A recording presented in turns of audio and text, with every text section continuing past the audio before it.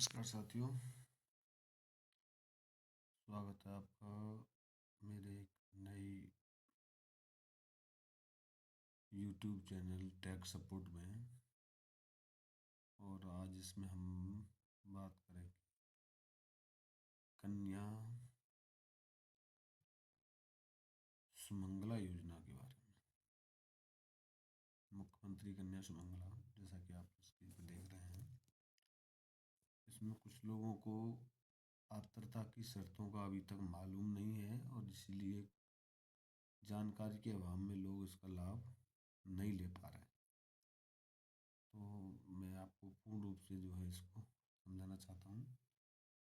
देखिए, जैसा कि आप स्क्रीन पर देखें, मुख्यमंत्री कन्या सुमंगला योजना की पात्रता की अहर्ताएं।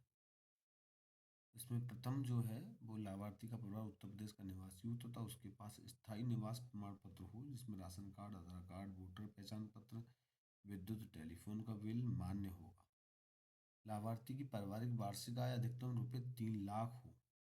3 लाख आय प्रमाण पत्र में अगर आपकी 3 लाख तक भी आय है तो उससे नीचे जितनी आय होगी आराम से जो है उस योजना का लाभ ले सकते हैं। किसी परिवार के अधिकतम 2 ही बच्चियों को योजना का लाभ मिल सकेगा, यानी 2 लड़कियों तक उसको जो है लाभ मिल सकता है। अब कुछ लोग ये सोचते हैं कि सिर्फ 2 लड़की ही होंगी तभी लाभ मिलेगा, ऐसा नहीं है। इस योजना में परिवार में अधिकतम 2 बच्चे हों, अगर एक लड़की है और एक लड़का है तो लड़की को फिर भी लाभ मिल सकता है। और अगर लड़कियां 2 हैं और एक लड़का है, 3 बच्चे अगर हो जाएं तो फिर उस योजना का वो है लाभ उनको नहीं मिलेगा। 2 बच्चों तक ही ये व्यवस्था रखी गई है सरकार के द्वारा। कहने का तात्पर्य है, अगर आपके घर में 2 बच्चे हैं, चाहे वो एक लड़का है चाहे एक लड़की है, तो लड़की को लाभ मिल जाएगा, और 2 लड़कियां हैं तो दोनों को लाभ मिल जाएगा। और अगर आपके पास तीसरा बच्चा है तो फिर इस योजना का लाभ, अगर तीसरा बच्चा है और वो अगर एक बच्चे के बाद दूसरा और तीसरा बच्चा एक साथ जुड़वा बच्चे हुए हैं तो फिर उनको इस योजना का लाभ मिल सकता है। आप इस बात से बिल्कुल कंफर्म हैं? अब देखिए, अगला स्टेप लेते हैं। किसी महिला को द्वितीय प्रसव से जुड़वा बच्चे होने पर, जो मैं कह रहा था अभी, किसी महिला को द्वितीय प्रसव से जुड़वा बच्चे होने पर तीसरी संतान के रूप में लड़की को भी लाभ अनुमन्य होगा। यदि किसी महिला को अपने प्रसव से बालिका है या द्वितीय प्रसव से 2 जुड़वा बालिकाएं होती हैं तो केवल ऐसी अवस्था में ही तीनों बालिकाओं को लाभ अनुमन्य होगा।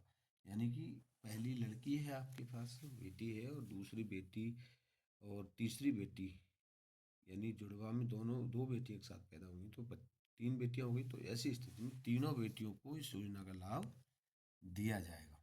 यदि किसी परिवार ने अनाथ बालिका को गोद लिया हो तो परिवार की जैविक संतानों तथा विविध रूप में गोद ली गई संतानों को सम्मिलित कराते हुए अधिकतम 2 बालिकाएं इस योजना की लाभार्थी होंगी। यानी आपने बच्चे गोद लिए हैं तो ऐसी स्थिति में जो है आप इसका लाभ आराम से ला सकते हैं। अब एक जो महत्वपूर्ण बात है, जो लोग जो है इसको पूरी तरह से नहीं समझ पा रहे हैं, वो समझाना ये चाहता हूँ। इसमें एक बालिका की पात्रता की जांच करें, ये एक इसमें कैलकुलेटर दिया है, और जिसमें हम वो आप अपने बच्चे की डेट जो है डाल करके देख सकते हैं।